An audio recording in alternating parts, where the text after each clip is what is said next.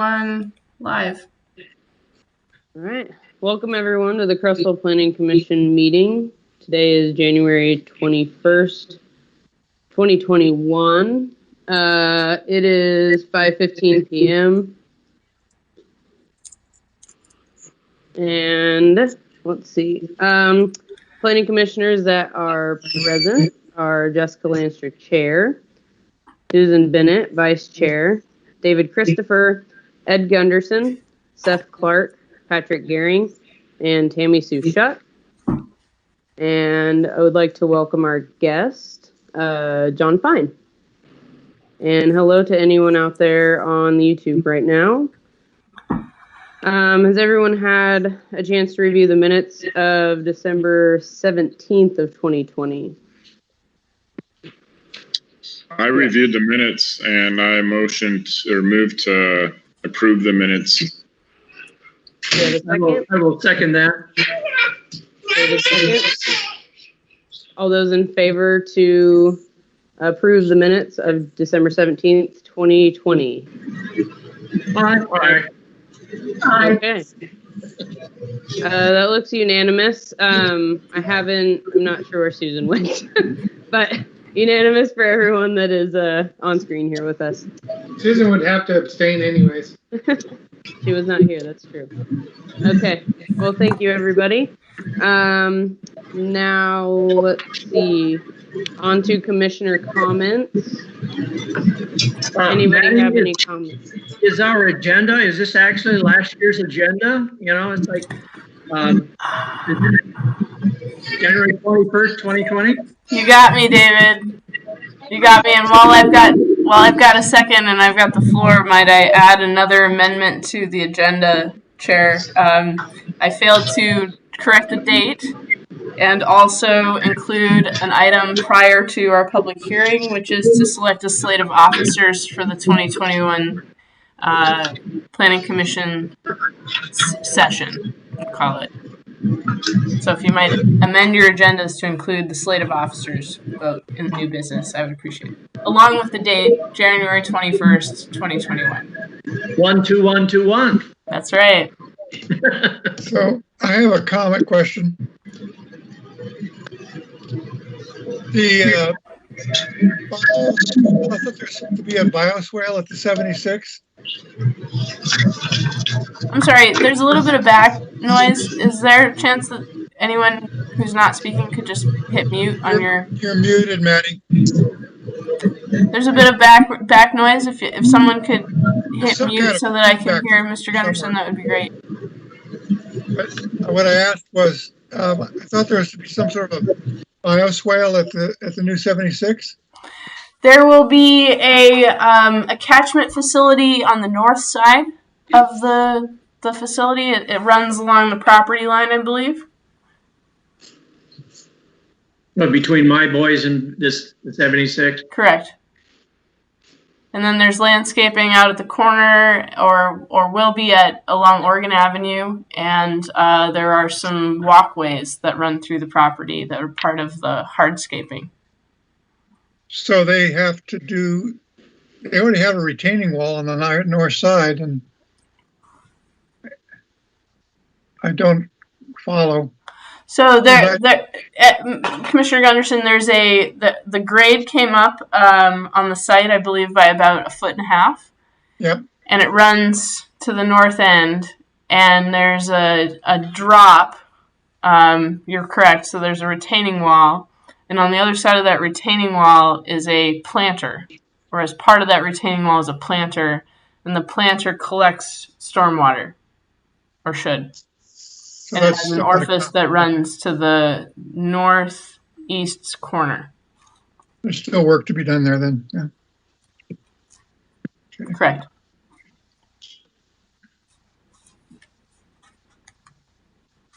Any other commissioner comments before we move on? No. No. Alrighty. On to new business. As amended, we will add in our first deal on the agenda, which will be to elect a new chair / vice chair. Maddie? My job is just to be the referee for this one. So, as you see appropriate, the floor is open for nominations for a chair and a vice chair for the Planning Commission. The role, as Jessica and Susan will tell you, is essentially to run the meeting. If the chair is unavailable, the vice chair runs the meeting, and you have the pleasure of working with staff, myself and John, to put together an agenda or add items to the agenda as you see fit, and address current applications and long-range applications as they are ready for your review. So the floor is open for nominations. You can either nominate a slate, both of chair and a vice chair, or you can just put up a nomination and we can sort out who would like to do what. I move that we maintain the current administration with Jessica chairman and Susan vice chair. I second that. Well, wait a minute. Do we have a say? You do, Susan. If you'd like to, Patrick? if you don't feel that you're up to it, that's perfectly fine, and you can decline if you so choose. Well, no, I don't mind being the vice. I really, I'm a little busy right now, and I'm feeling tense about, I don't want the chair position. And so I was thinking maybe Patrick would love an opportunity. If Jessica doesn't want to do it, Jessica, how do you feel? It doesn't matter to me. I'm more than happy to do it. I'm more than happy to not do it. You do a really good job. So then Patrick, if you wanted my slot, I'd give it to you. But if you don't, I think everyone else is served. And so I'll keep serving. I can do the vice chair. Okay. Excellent. So I hear a chair position. The slate looks like a chair for Ms. Lanstra and Vice Chair Mr. Gehring on the floor. I'll second that. Want to call to vote? Call for vote. Okay. All those in favor with the slate, Jessica Lanstra chair and Patrick Gehring vice chair. I see thumbs up. 1, 2, 3, 4, 5, 6, 7. Okay. There we have it. Thank you to those of you who are new volunteers. Patrick, the thumb sideways for the record. Thank you, Patrick. Thank you, everyone who has served already you won. and who will serve in the future.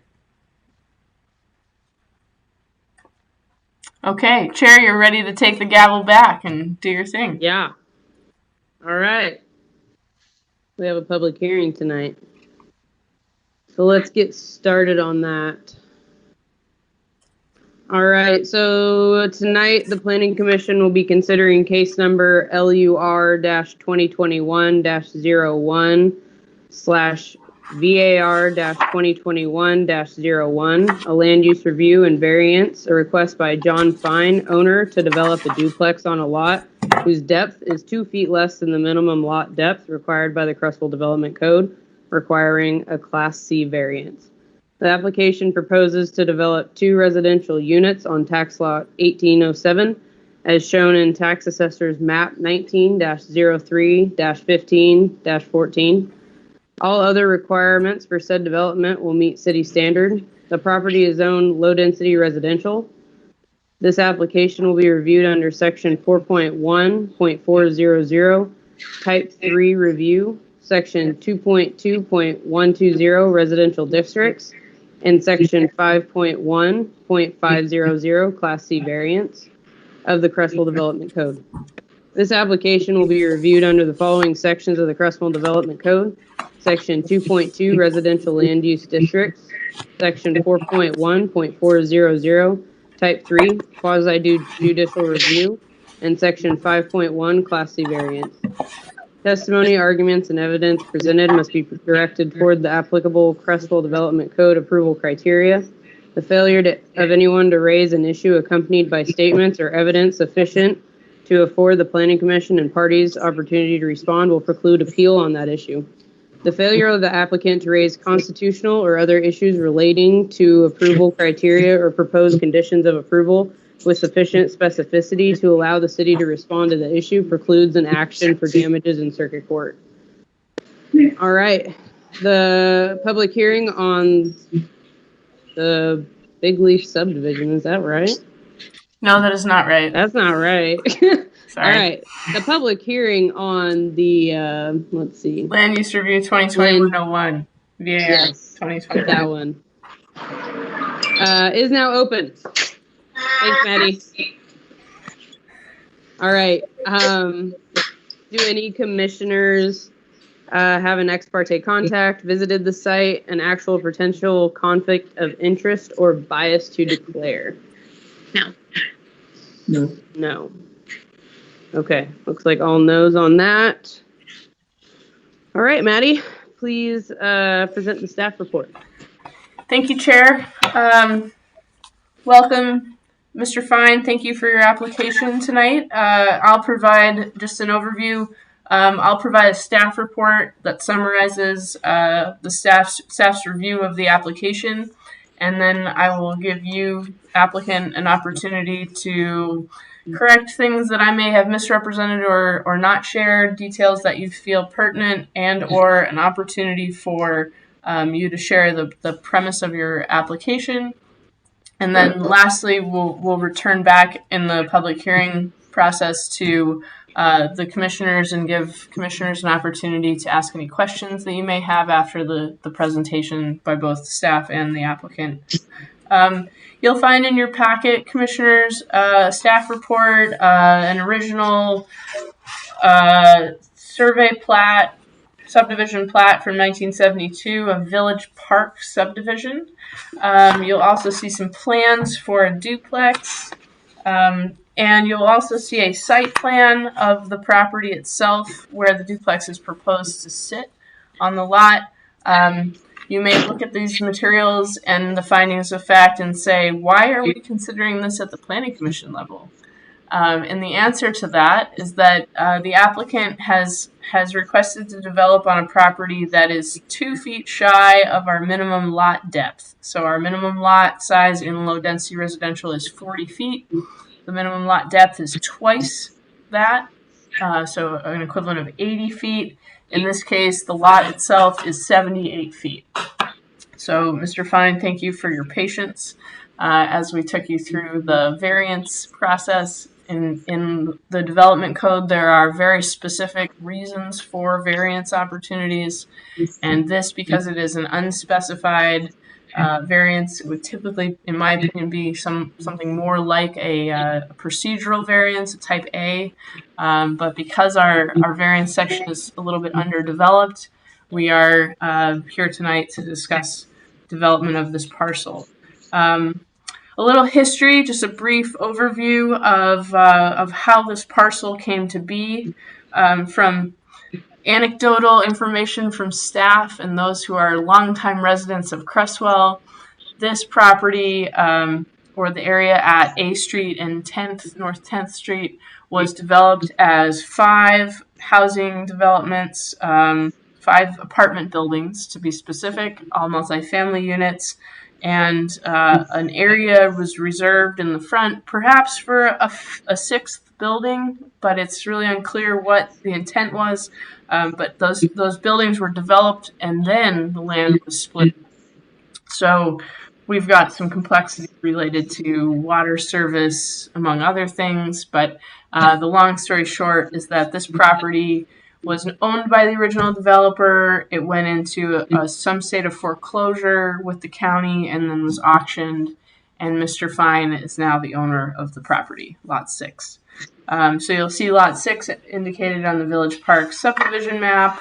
And you will note that each of the lots, 1 through 5, all possess a piece of a driveway access easement that in total amounts to a 30-foot access easement across many of the properties, but each property owns a piece. This was very typical of subdivisions in the 70s and 80s to assure that no property would ever become landlocked.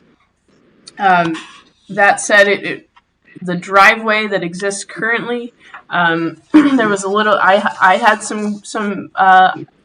I was unsure where that easement fell in relation to the actual property itself. So I'm going to share my screen and show you very quickly what the actual lay of the land looks like. Mr. Fine was so gracious as to send a survey map to show a little bit better, if you all can see that, show a little bit better what the lot actually looks like. And you'll notice that the driveway accesses represented by this arrow driveway easement provides that it's actually the easement he possesses is services a number of parking spaces. So where this says curb line are a set of parking spaces, and the same thing is true here. It's an inset set of parking spaces. And per the applicant's discussion today, and he can correct me if I'm wrong, he does not intend to modify or change those parking spaces at this time. And I believe in order to, he does have legitimate right to augment or change those that are on the west side because they are fully on his lot. However, those on the north side, you'll notice, are within that easement and may be required to be retained.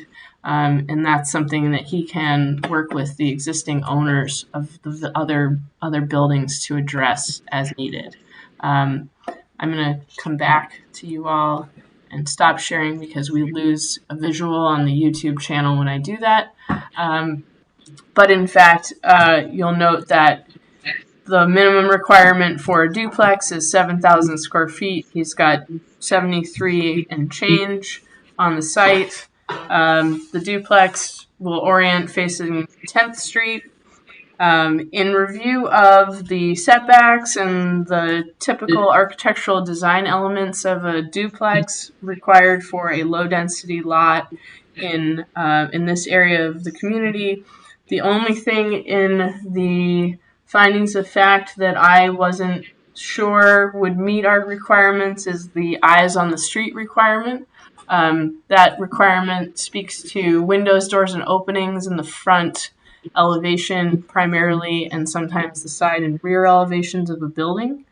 That's a safety and security item that allows people inside the building to see what's happening outside the building, and vice versa. People on the street can see if someone's lurking or doing something nefarious in someone's house. It's also a great community building element where people are encouraged to access and visit with one another at the front of their building. So he's shy by about 7%, which I believe if you flip to page 10 of 12 in the fine draft findings, you'll see that amounts to a very small it's a small amount. I think it might be less than 6 feet. It might be 4 feet. I don't have my calculation sheet in front of me, but that can easily be accomplished by including, many developers accomplish this by including windows in the overhead doors that are installed in the two units, and that more than generously satisfies the lineal feet requirement of meeting that eyes on the street requirement. Otherwise, it's a very typical install. In fact, you get to see, commissioners, an application that you typically would not, a type 1 land use review for a single family or a duplex home in a low density zone. Every applicant that builds one gets a set of findings like this. The only thing that's not included in their typical findings are the responses related to section 5.1500 regarding Class C variances. Essentially, my history review at the beginning of the staff report speaks to the fact that Mr. Fine did not create his own hardship, i.e. creating the lot, and identifying it as a substandard lot is not of his own making, nor is there a remedy for this without a replat of the existing subdivision, which, given the fact that he would like to build a unit or a set of units that are not going to require additional space on the lot, seems fairly straightforward. Aside from that, I guess I would make one additional amendment or comment on the conditions of approval, if you'll allow, commissioners, and that is to assure or maintain an adequate setback from any drive aisle. So as Mr. Fine cites his building, and he may choose to, the minimum distances from the drive aisle or from a typical property line is 5 feet on either side of the building. So in this case, north and south. So long as he maintains 5 feet from either of those two, he can maintain or augment those parking spaces as needed. Just from the city's perspective, we want to make sure that no one's going to back up a pickup truck into his building from one of the other parking spaces. And these are more for general population use rather than adherence to the criteria. But just as a caveat or an informational item, we typically require a 5-foot setback from a flag stem of a flag lot, for example, where a drive aisle runs adjacent to an existing or a future home. So the same rationale would apply to this case where he's got internal private driveways and an easement. We just want to be sure that he maintains at least 5 feet from the existing drive aisle, which has been reviewed and adequately approved by the fire marshal at this point. So if you'll allow a number 4 under prior to issuance of a building permit, assurance or maintenance of a minimum of 5 feet setback from any existing drive aisle be included in the findings. So that's just to say that when you review and perhaps put forward a motion to approve, that you'll identify the application findings as amended, please. And that is all I have, and I'll turn it over to Mr. Fine. Thank you. I honestly don't have a whole lot to say. Maddie, you did a pretty good job at saying what I needed to say. So I'll honestly, it's the first time I've ever actually done a Zoom. So I appreciate your guys' attention and thank you, Maddie. That's all. Thanks, John. All right. Thank you, John. Do any commissioners have questions for Maddie at this point? No? Okay. Any questions for John at this point? No. Okay. All right. Cool. Okay. So we're going to go ahead and close the hearing and deliberate. What do you guys think about this? I like it. I think it's a good plan. And I love the fact that it's a duplex, and yeah. I agree with Susan. We need more of this type of low density creative, just one variance, and we can get 2 families into affordable housing. Yeah. I agree. It's a slam dunk. It's easy. It's good job. Good planning. Okay. Are we ready to make a motion then? Mm-hmm. Yeah? Okay. Who would like to do so? Or do you want me to? I have the paperwork in front of me if you guys want me to do it. Yeah, Good. okay. You All right. wrote it down, but remember the as amended. Yes, I noted it in pencil, just in case. All right. Things changed again.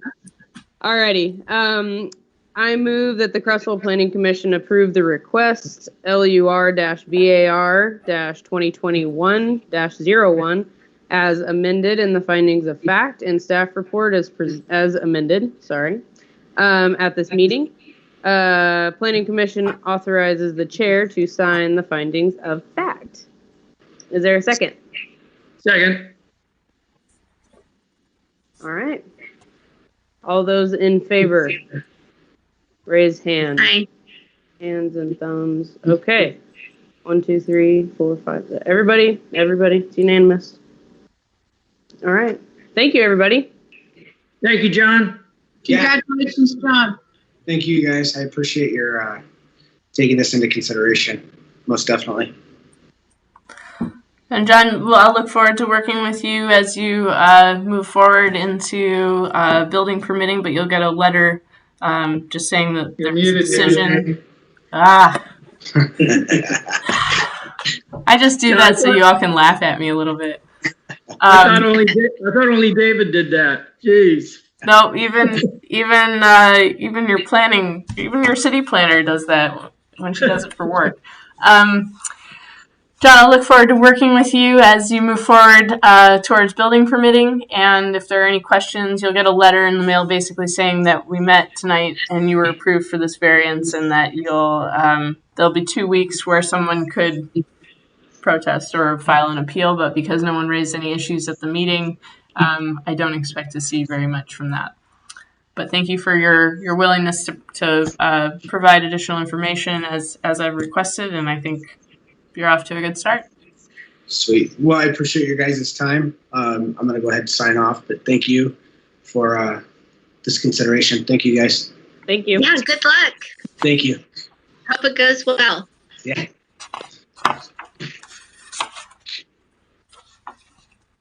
All right. So moving on then, next would be our staff development summary. Maddie, do you want to go ahead? Thank you, Chair. I will give you a short and sweet staff development summary. We've got a series of projects that are underway and or coming your way soon.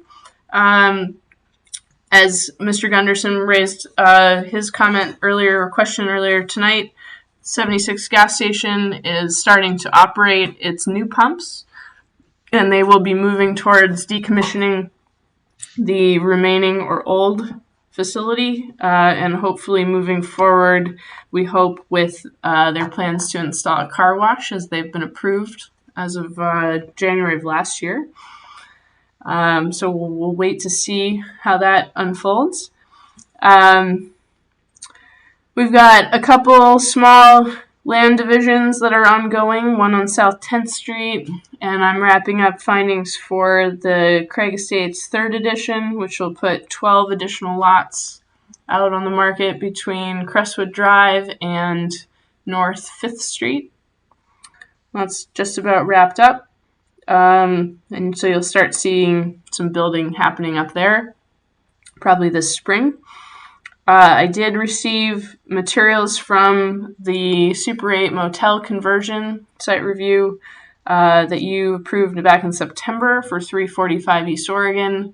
We're working through some of the details with that. They submitted plans that were from their architect, and our engineer is seeking some construction drawings. We are embarking on developing a UGB amendment request for proposals. You will probably see that in your next meeting for approval before it goes out. And then, as you remember from past projects, I'll be coming back to you with the proposals as they're submitted, and you'll be able to evaluate them and select a consultant for us to work with for that project.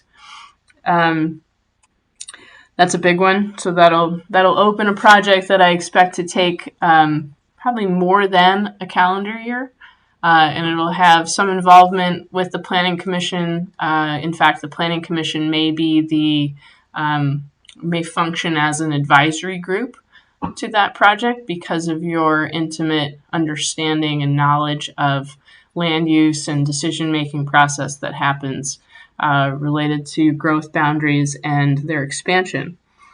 So stay tuned for that.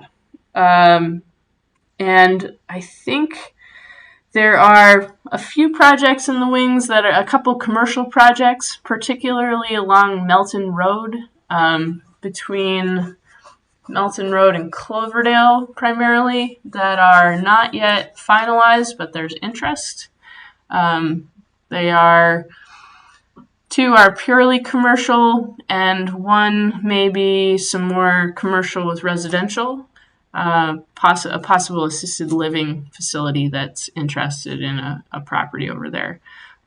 So we'll kind of see how those unfold. I don't want to say too much about them yet because they're not for certain, and we're live on YouTube with 3 viewers. So keep everything under wraps for now. And just as an update for those of you following the floodplain work for remapping, just a reminder, there has been a delay in that process. Staff expects to hear more about that as it unfolds, but it's related to the Holiday Farm fire and the exclusion of the Mackenzie River Basin as part of the overall Willamette Basin remapping effort. That decision to remove that section of geographic area of the remapping effort, I believe, set the timeline back in FEMA world about 6 months. So you can imagine that we'll come back to this likely in the fall to hear more. I don't believe that's going to affect or change the proposed draft maps as they've been distributed, or that map viewer, if anyone's been looking at that, that's available publicly for anyone's viewing. That will not change. But just as while I have your ear and while there's an opportunity, if you get any questions about that, just remember there are 2 facets to this remapping effort. One is that we have additional or new information based on LIDAR, which is a more accurate laser detection of, it's essentially sonar in the air, which measures elevations and is able to provide us with a more accurate representation of the elevations of the land. And so that provides a different picture for FEMA modeling for risk of flooding. And then the second component is that in that mapping process, they are going to do something that's kind of complex to explain, but we are moving to a new datum, which is a new digital elevation model. Back in the 80s, there was an upgrade of our digital elevation model to show what the curvature of the Earth looks like more accurately. You'd imagine in 1929 was the first one. 1988, we had satellites in orbit, and we know a lot more about our planet now. So we are transitioning to that new projection, and that adds about 3.5 feet of elevation to where our whole community sits vis-a-vis mean sea level. That's a really complex thing, but basically, if I project something on the wall and it comes out kind of horizontal and sideways, there are ways that we adjust the lens to make it look more proportionate. And in fact, this is the activity that surveyors have been doing for decades to try to get an accurate representation of the Earth. And in our case, we've been using a distorted photo or a distorted image to show elevations in our community for the last 50 years or so. And FEMA is taking this opportunity to adjust our focus of the distortion of the Earth. That can cause a lot of shock and awe when you look at the numbers, because the numbers go 3.5 feet for the datum, which, many of the homes on the east side of Crestwell are within a foot or 2 of the flood elevation. And so we add 3.5 feet to that, and it looks really scary. And then we add the revisions of the model. So I've just been trying to share this information with as many folks who will listen in the community so that they can see those numbers, and it hopefully will not be as much of a shock, though I doubt my saying it will alleviate anyone's fear. At least I can try. But that's to say that the flood mapping work is ongoing. It's just stalled out a little bit, and we're working with Cottage Grove to develop a true intergovernmental relationship because Amanda Ferguson down there, their planner, is a certified floodplain manager, and I am not. So we'll be working with her pretty intimately as we proceed with the remapping effort. And I'm open to questions. If you know a rumor and you want confirmation, I'm all ears. I just have a question about what you were talking about. Sure. I'm under the impression that. Oh, Seth, you froze. Yeah. That's a good one.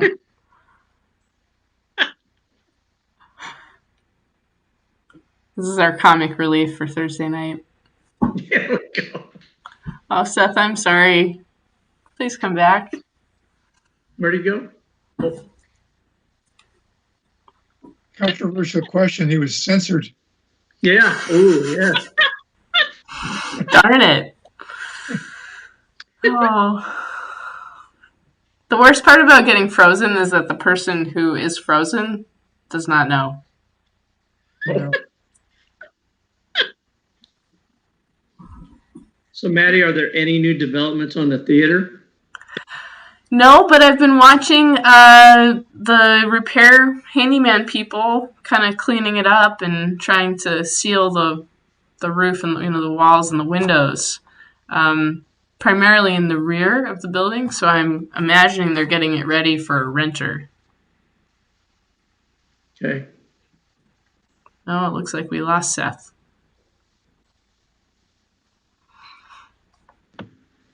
Maybe I'll be back on here shortly. I hope so.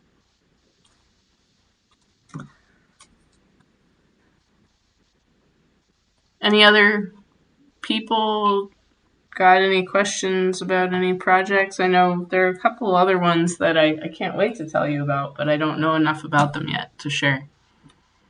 Oh, darn. What do you think has caused a sudden? That's a lot to be telling us about. A lot of interest. We haven't heard anything like this for. Can't remember. It's a great question, Ed. I can't really speculate the causal relationship, but I've just got to think that we were ready for it. That we've been revamping the way we do business with the building community over the last 3 or 4 years. Perhaps we've done a couple projects that have been good examples of how the city works well with the development community, and we got on e-permitting, so that's lowered a barrier for some trades. And I have to think that it has to do with saturation of the metro market, that folks are looking for land in Eugene, Springfield to develop, and they're not seeing opportunities there. And they're starting to see opportunities in Cresswell, and that's going to feed pretty directly into our discussion about the growth boundary. Because I think what is true is that there is not a great understanding about the way that our city is financed, for example, and how important construction and building permits and continual additions to our tax rolls are for sustainability of or solvency of our government. And in times when we see the development community consume what's left of the available or partially vacant land, I've been hearing it for several years, but as the years go on and more projects are consumed, which is great because things like the motel got purchased and will be retrofitted, and this vacant lot on Holbrook and this vacant lot on North 10th Street. So we're starting to pick off those fruits that weren't the lowest hanging.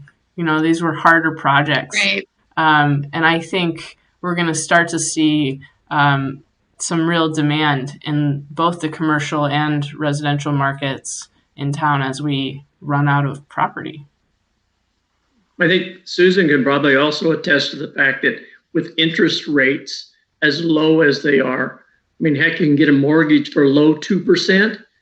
I mean, yeah, the money's almost free out there, and so these guys are probably willing to, borrow and invest and develop. Mm-hmm. It's true, David. That's very much reality. And Tammy too, as she sits at her office. Oh yeah, it's down low, down hiding to where. So, yeah. What are you ladies seeing in your work? Are you seeing a lot of competition for housing and or commercial? Oh, yeah. You don't want to get me started. It'll turn into a therapy session and it just won't be pretty. Maddie, there's an email from Seth. He lost internet, Oh, so he will not be coming back to us. thanks, Chair. Yeah. Your prerogative. I'm happy to chit chat, but I'm also happy to close the meeting and say adios. Yeah, I think we will did some good work tonight, and our next meeting is Thursday, February 18th, 2021. If you can't make it, let Maddie know, or me, whoever makes you happy. And we hope to see everybody there. Great. It was good seeing you all. Yep. Thank you. Thanks, everyone. Thank you. Bye. Bye.